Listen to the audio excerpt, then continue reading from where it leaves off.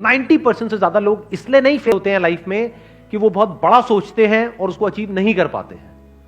वो इसलिए फेल होते हैं क्योंकि वो बहुत छोटा सोचते हैं और उसको अचीव कर लेते हैं।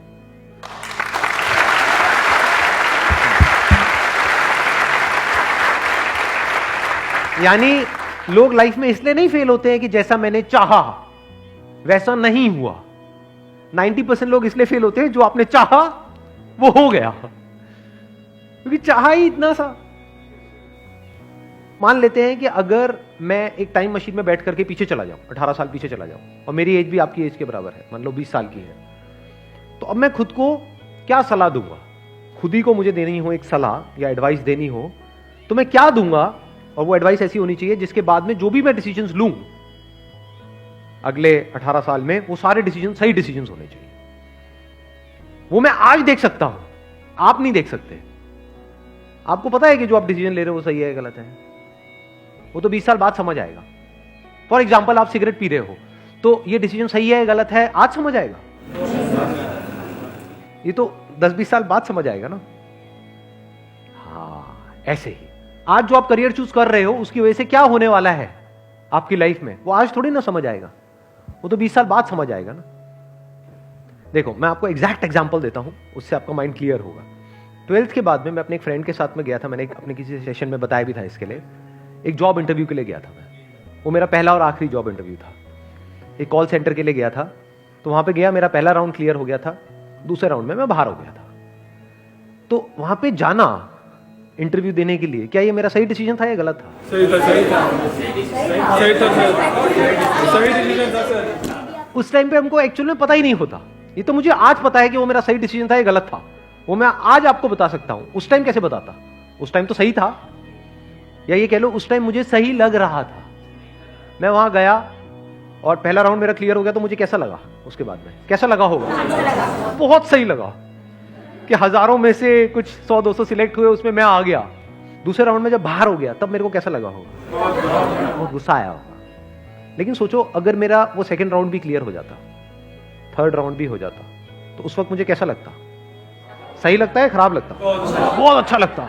मैं क्या बोलता कि ये मेरा सही डिसीजन है गलत डिसीजन है। बट अगर मैं आज वो डिसीजन ले लिया होता और मेरा वहां पे सिलेक्शन हो गया होता और मैं उस कॉल सेंटर में जॉब कर रहा होता, तो आज मैं जब 38 साल का होता, अव्वल तो ये सब जो भी कुछ हो रहा है ये सब कुछ होता, तो आज मैं क्या कहता कि वो मेरा सही डिसीजन था या गलत था, या बहुत गलत था।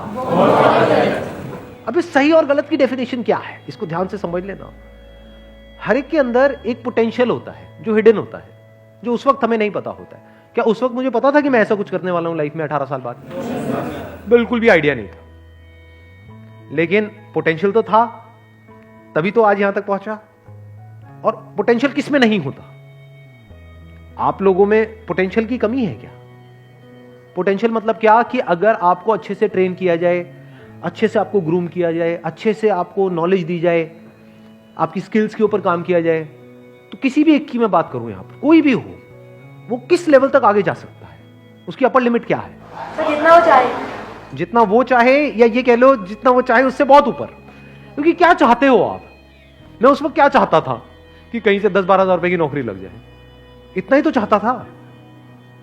कितना चाह सकते हो आप? जो आपका लेवल है आज, अगर आप इस लेवल पे हो तो आप मैक्सिमम यहां तक चाह सकते हो, यहां थोड़ी चाह लोगे। बट पोटेंशियल क्या है? यहां क्या पता नहीं कहां जा सकते हो। तो उस वक्त वो डिसीजन मुझे सही लगता, लेकिन 20 साल बाद वही डिसीजन गलत लगता। क्योंकि अभी मैंने क्या कहा था थोड़ी देर पहले, याद है वो लाइन? बड़ी पावरफुल लाइन है वो। क्योंकि 90% से ज्यादा लोग लाइफ में इसलिए नहीं फेल होते कि वो बहुत बड़ा सोचते हैं और उसको अचीव नहीं कर पाते हैं। वो इसलिए फेल होते हैं बहुत छोटा सोचते हैं और उसको अचीव कर लेते हैं, और फिर वहीं पर अटक जाते हैं, फिर जिंदगी भर वहां से बाहर नहीं निकल पाते। क्योंकि मान लो अगर मेरे को 12,000 की जॉब लग जाती तो उस वक्त तो मैं हवा में उड़ जाता, क्योंकि मेरे दोस्त वो कुछ भी नहीं कमा रहे और मैं एकदम से 12,000 रुपए आ रहे हैं मेरे पास में, तो मैं उसी के हिसाब से अपने खर्चे नहीं बांध लेता। क्या होता है, किसी भी चीज को शुरू में अगर नहीं छोड़ते ना, तो वो चाहे कितना भी बुरा हो उसकी आदत पड़ जाती है। सिगरेट में भी ऐसी होता है, दारू में भी छूटता है तो शुरू में छूट सकता है, आपने 2-4 लगाया ये वो, उसके बाद में उसी टाइम पे छोड़ दिया देख करके कि उसकी वजह से क्या होने वाला है, फ्यूचर में आप कितनी बुरी तरह से फंसने वाले हो उसको आज ही देख लिया कि 20 साल बाद इसकी वजह से क्या होने वाला है या 10 साल बाद क्या होने वाला है, जब मैं छोड़ने की कोशिश कर रहा हूं लेकिन छोड़ नहीं पाऊंगा क्योंकि मेरे को लत लग चुकी होगी।